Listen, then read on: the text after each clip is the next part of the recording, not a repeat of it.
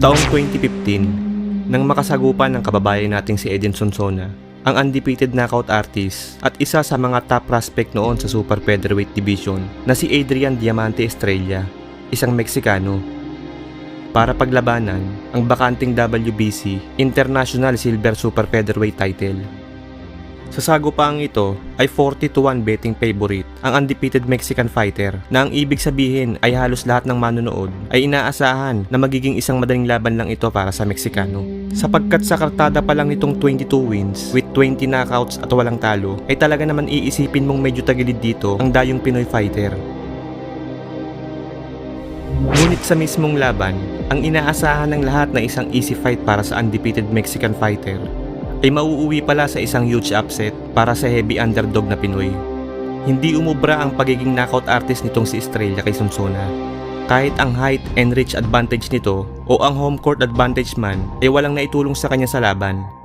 Dahil nasa kanya man ang halos lahat ng advantage, baliwala naman ito kay Sonsona sapagkat tila alam na ni Sonsona ang galawan ni Estrella bago pa man magumpisa ang laban. In short, advance mag-isip itong si Sonsona. Unang round pa lang ay makikita na ang lakas ng Pinoy fighter. Napabagsak pa nga nito ang Meksikano matapos tamaan ng isang right hook.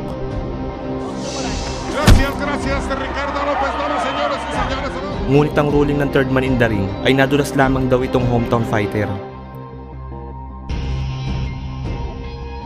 Kung mapapansin nyo mga brad, ay halos puro wild power shots ang binabato nitong si Sonsona. Samantalang si Estrella naman ay panay lamang ang jab at tila maingat na nag-aabang ng pagkakataon upang makapagpatama ng isang malinis na counterpunch.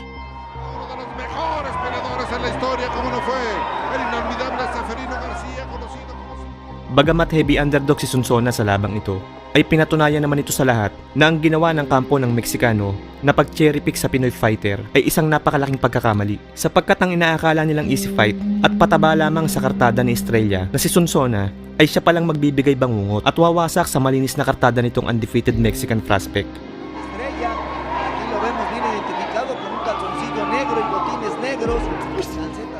Halos 11 segundo pa lang ang nakakalipas nang mag-umpisa ang ikalawang round ay sumapol ang isang napakalakas na looping right hook sa panga ni Estrella. Vámonos para ese segundo asalto. Guillermo Schutz García. Gracias, Pino. Aquí vamos, inicia. Y qué terrible golpe. De golpe de Sonsona. Está completamente. Decíamos que con el volado venía de montar al mexicano y está tapándose todo por demás. Y está perdiendo el invicto. Increíble, increíble.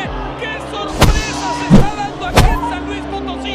Decíamos, el filipino vino a noquear al mexicano que estaba soltando puros volados de izquierda que buscaba conectar a Adrian Estrella. Gulat na gulat at tila hindi makapaniwala ang mga Meksikanong fans ni Estrella at napatayo pa nga ang mga ito sa kanilang inuupuan matapos bumagsak ang pambato nila sa lona. Sinubukan pa naman bumangon ni Estrella, ngunit sa kasamaang palad ay agad ding inihinto ng referee ang laban dahil sa tindi ng pinsalang natamo nito.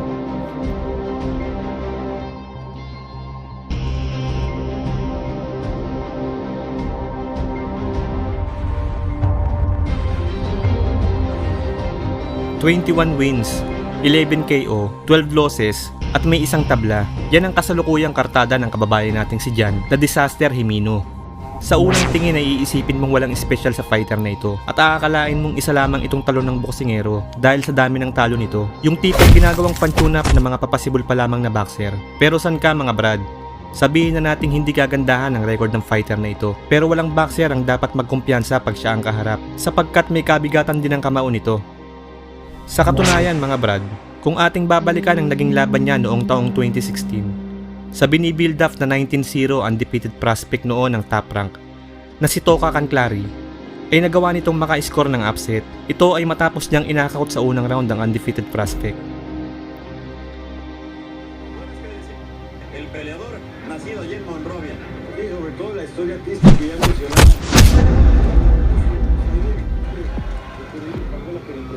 Ahora, ahí se protege. Está conectado el mismo golpe con el que fue noqueado Toka Canclari. Sin embargo, vale la pena. At nitong November 23, 2019 lang, isa na namang undefeated record ang winasak nitong si Jimeno. Ito ay nang makasagupa niya ang nooy 11-0 na si Arnold Alejandro, isang Amerikano, para sa isang 8-round scheduled super featherweight bout Ang sagupaang ito ay isa sa mga undercard ng rematch ng Wilder vs Ortiz na ginanap sa MGM Grand Arena, Las Vegas, Nevada, USA. Sa unang round pa lang ay naka-score na agad ng knockdown itong si Jimeno matapos sumapul ang isang left hook sa mukha ng Amerikano. And let me tell you, Down he goes! One shot, J80 out of nowhere! Justin Long! Nakatayo pa naman ito at nagawang magpatuloy. Matapos makarecover sa pagkaka-knockdown ay nagawa pa nitong madumina ang sumunod na 4 na round. Ngunit pagsapit ng round 5 ay dito na nagumpisang maging agresibo si Jimeno. At sa hindi inaasahan, ay biglang nagpakawala itong si Jimeno ng isang solid right hook na tumama sa mukha ni Alejandro. Bagsak ang Amerikano.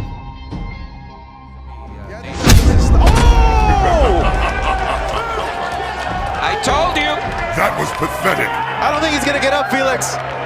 It's all over. John Jimeno, one-punch knockout, flatlines. Alejandro here at the MGM. As Oh we see my here. goodness. Boom! Ooh, Now that's it, he's out. he's out. Oh man. What a right by Jimeno. We told you he looked Look a little at better this. in the 5th Punk. round. And down he went. What a knockout. He knew right away. Sa pagkakataong ito ay hindi na nakatayo ang undefeated prospect at naka-score na naman itong si Jimeno ng isang upset sa ikatlong pagkakataon. Panalo ito via knockout sa round 5.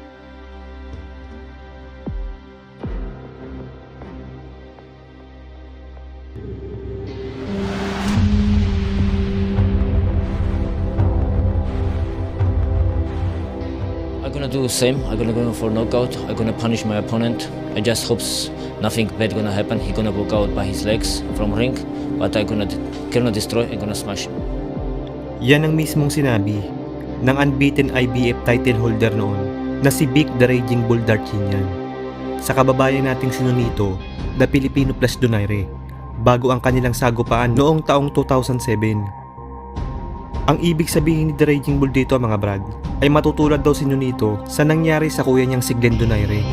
Na kung ating matatandaan, taong 2006, naglaban si Glenn at Darchinyan, kung saan natalo si Glenn matapos itong sumuko sa ika-6 na round. Ito ay dahil nabasag ang panga nito sa kanilang laban matapos masiko noong round 3. And he shakes it afterwards, landing those good straight left hands, and that one came back and nailed. At mas lumala pa noong tamaan ng isang right straight noong round 6. There may have been a accidental clash of heads that created the jaw to be broken or the injury. And Tony Weeks said Jim Bryant that Samantala, isang taon lang ang nakalipas ay nabigyan ng pagkakataon si Nonito upang sumabak para sa isang world title fight. Ito nga ay nang harapin niya ang tumalo sa kanyang kapatid na si Vic Darchinyan. Sa labang ito ay hangad din ng Pinoy na maipaghiganti ang pagkatalo ng kanyang kuya sa kamay ng hambog na Armenian fighter. Mula super flyweight ay bumaba itong si Nonito ng timbang patungong flyweight para lang makalaban itong si The Raging Bull. Noong mga panahong ito ay bit-bit pa ni Darchinyan ang malinis na record na 28 wins, 22 knockouts at walang talo. Samantalang si Nonito naman ay may 17 wins, 10 knockout at isang talo lamang. Halimaw na maituturing sa flyweight division itong si Darchinyan noong mga panahong ito. Samantalang si Nonito naman ay hindi pa masyadong kilala at upcoming prospect pa lang. Kaya naman sa kanilang sagupaan ay heavy underdog ang Pinoy fighter. Ngunit pagdating sa mismong laban ay tila kabaliktaran ang nangyari sapagkat si Darchinyan ang nagmukhang dihado sa laban imbis na si Nonito. Unang round pa lang ay makailang beses nang kumonekta ang counter left hook ni Donaire sa mukha ni The Raging Bull. there's a nice left, counter left hook by Donaire. The trick for Donaire was to counter well as Darchinyan came in, and for the most part, he has...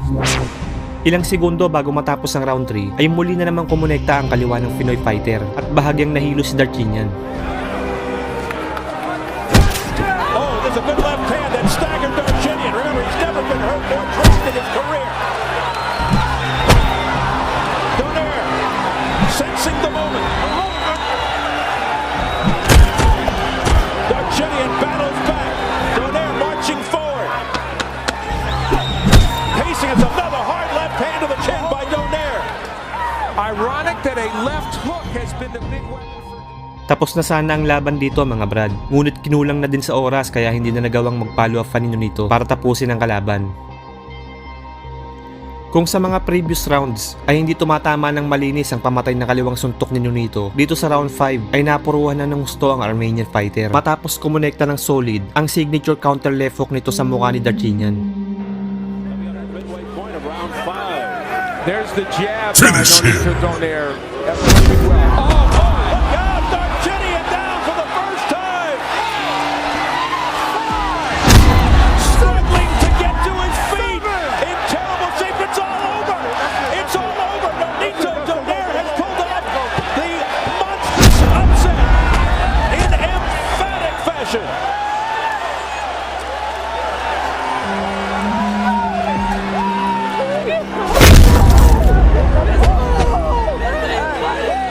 Fatality.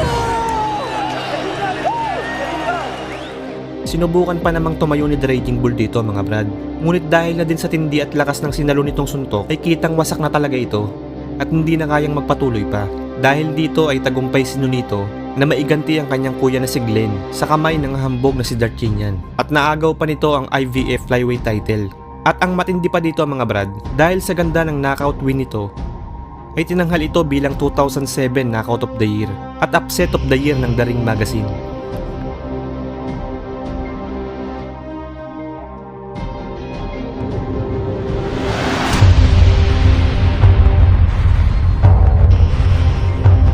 Matapos maagaw ng tinaguriang angas ng Pinas, Janriel Cuadro Alas Casimero ang IBF World Flyweight title sa madayang undefeated Thai fighter na si Amnat Ruwenrueng noong taong 2016. Here's the replay. Oh, look at that! And a traded hook. Counter left hook. Amnat's was blocked, but Casimiro's landed flush on the chin. And Look at then this. finally, the left hook to the body. Yeah. 1, 2, 3. Ay muli itong isinagupa sa isa pang undefeated fighter. At ito ay sa tiga UK na si Charlie Edwards, isang dating European bronze medalist na may malawak na karanasan pagdating sa amateur boxing, kung saan nagawa nitong manalo ng ilang gintong medalya sa Great Britain at English national competitions. 2015 nang mapasa kamay nito ang Regional English Flyweight title at matapos nito ay ang WBC International Silver Flyweight title nang talunin nito ang kapwa Briton na si Luke Wilton via unanimous. Noong mga panahong ito ay bit-bit pa ni Edward ang malinis na kartadang 8 wins, 3 knockouts at walang talo. Samantalang si Casimero naman ay may 22 wins, 14 knockouts at 3 talo. Ito ang unang pagdepensa ng Pinoy sa kanyang titulo. Marami ang nagsasabi noon na masyado pang maaga para sumabak itong si Edward para sa isang major world title fight. Ngunit ayon mismo sa Briton ay kaya na daw niya at kumpiyansa siya na kaya niyang umiskor ng isang upset sa laban. I feel ready, I'm confident I can do the business. I've looked at Casimiro and I really do believe that I'm going to take that title away from him and I'm going to take it in style. I'm going to introduce myself to the world scene on Saturday. At sa mismong weigh-in nga, bago ang kanilang sagupaan, ay inangasan pa nito si Cuadro Alas.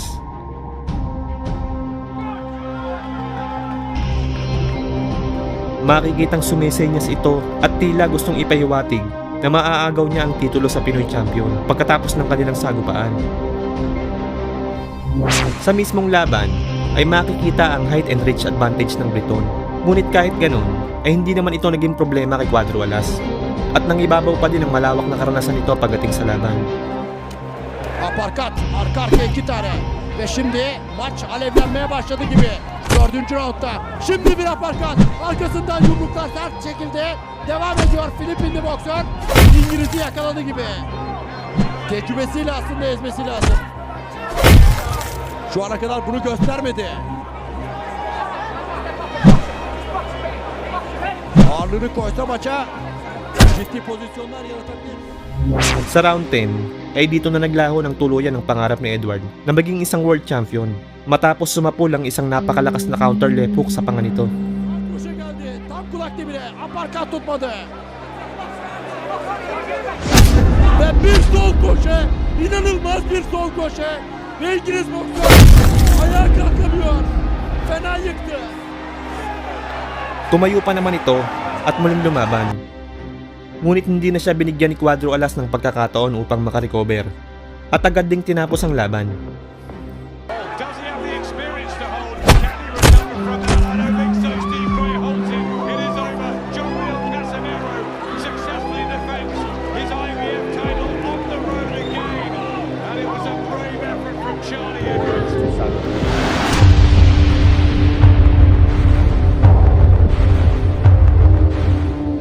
November 18, 2017. Nang makasagupan ng tinaguriang The Pretty Boy Jerwin Ancahas, ang undefeated Irish boxer na si Jamie Conlan, kung saan naganap ang kanilang sagupaan sa hometown ng Irish boxer sa SSE Arena, Northern Ireland, United Kingdom.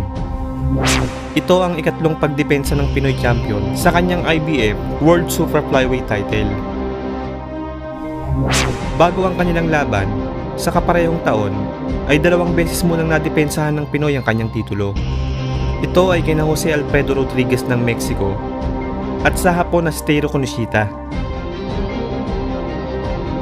Samantalang si Jamie Conlan naman ay nagkaroon lamang ng isang laban noong taong 2017 bago harapin ng Pinoy champion.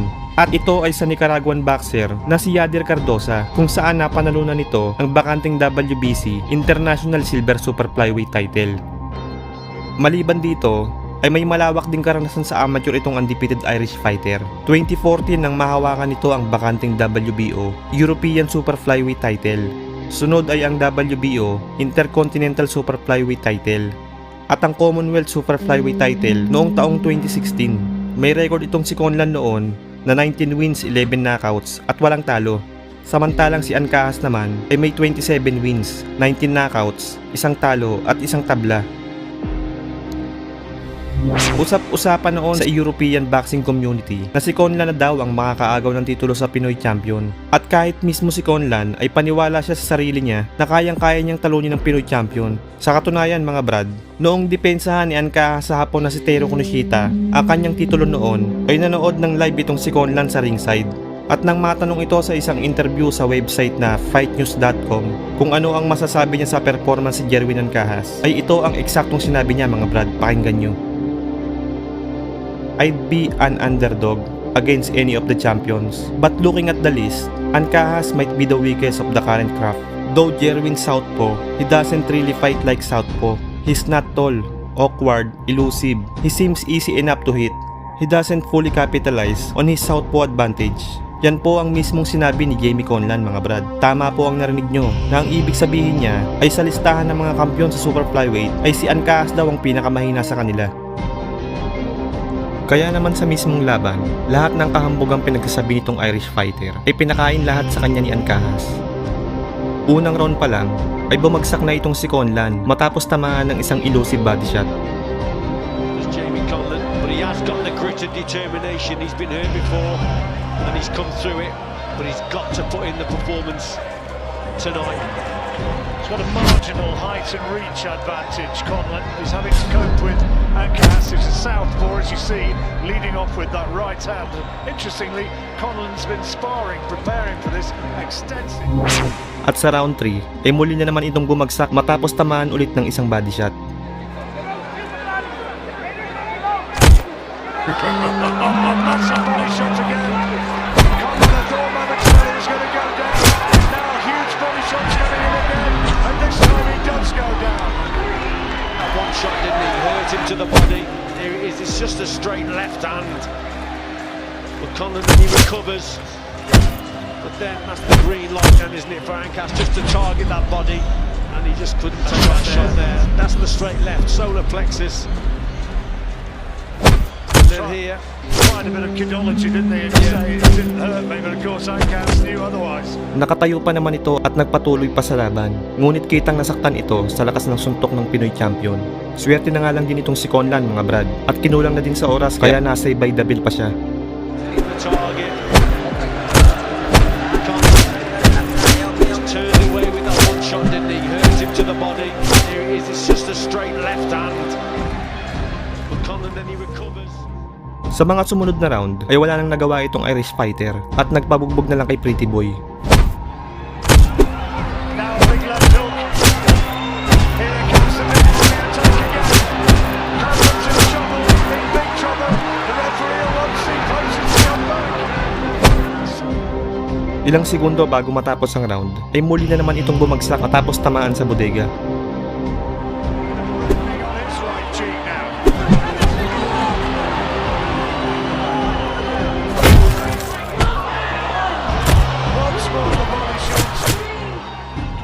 Tila parang gusto na ding sigurong sumuko nitong si Conlan sana sa laban, ngunit kahiyaan na lang din sa harap ng kanyang mga kababayan. Kaya pinipilit niya na lang din makasurvive.